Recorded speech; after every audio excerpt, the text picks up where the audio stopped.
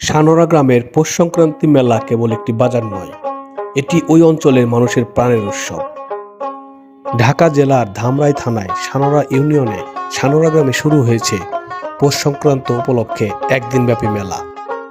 এই মেলাটি প্রতি বছর এই সময়ে হয়ে থাকে।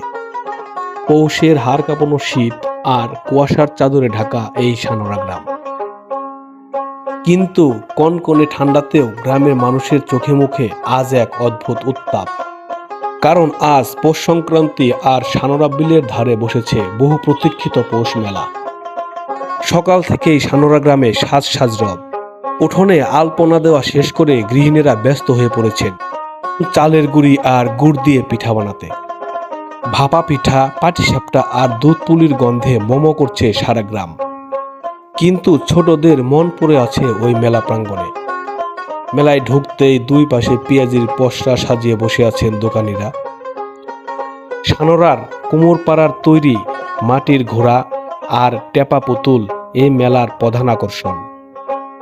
সানোরা মেলার বিশেষত্ব হলো এর খাবার আর মাটির শিল্প। বিন্নি বাতাসা, বড় বড় মিষ্টি আর গরম রসের টয়টুম্বুর, জিলাপির গন্ধ মেলার বাতাসে ভেসে বেড়াচ্ছে।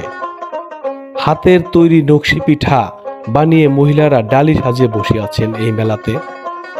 সানোরা গ্রামের এই মেলা শুধু কেনাকাটার জায়গা নয়, এটি বছরের শেষে সব আত্মীয় স্বজন আর পুরনো বন্ধুদের মিলন মেলা।